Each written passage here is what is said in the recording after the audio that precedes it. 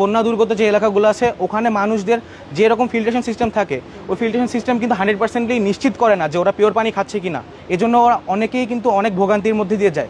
কিন্তু আমরা চাই কি ওরা যেন 100% সেফ পানি খায়। তাহলে আসসালামু আলাইকুম ম্যাম, আমি S M Mushik Rahman Araf from Dhaka residential model college. So okay ma'am, this is smart filtration project.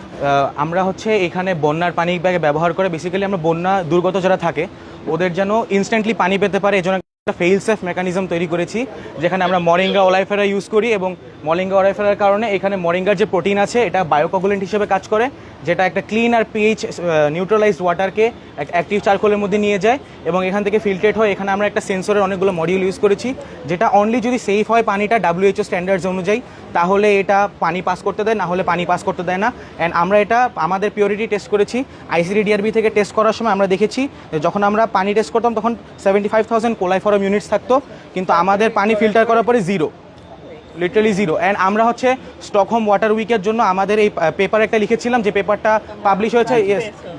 জি, আমরা হচ্ছে ওয়ার্ল্ড ওয়াটার উইক বা নোবেল কমিটিতে আমরা আমাদের পেপার পাবলিশ করেছি এবং হিজ এক্সিলেন্সি নিকোলাস উইক্স, যিনি হচ্ছে সুইডিশ রয়্যাল ফ্যামিলির মেম্বার, উনি আমাদের সাথে এটা নিয়ে আলোচনা করেছিল। সো ম্যাম, আমরা আশা করছিলাম যে আমাদের এই প্রজেক্টটাকে আমরা মানে ডেইলি যে ফিল্ট্রেশন সিস্টেমগুলো আছে, যেমন আমার একটা সোলার প্যানেল, আমাদের দেশে বিদ্যুৎ সংকট যেটা আছে ম্যাম, ওইটাকে আমরা যেমন চেষ্টা করছিলাম যে দূর করব, একই সাথে ম্যাম বন্যা দুর্গত যে এলাকাগুলো আছে ওখানে মানুষদের যে রকম ফিল্ট্রেশন সিস্টেম থাকে ওই ফিল্ট্রেশন সিস্টেম কিন্তু 100%ই নিশ্চিত করে না যে ওরা পিওর পানি খাচ্ছে কিনা। এজন্য ওরা অনেকেই কিন্তু অনেক ভোগান্তির মধ্যে দিয়ে যায়।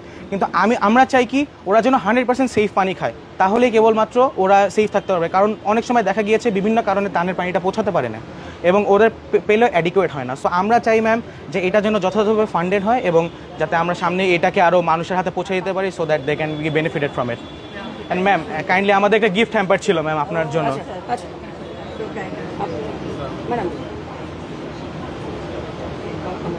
Thank you so much ma'am, really nice to meet you ma'am. আসসালামু আলাইকুম, আমি এস এম মুশিক রহমান আরাফ, আমি দ্বাদশ শ্রেণীতে পড়ি ঢাকা রেসিডেন্সিয়াল মডেল কলেজ।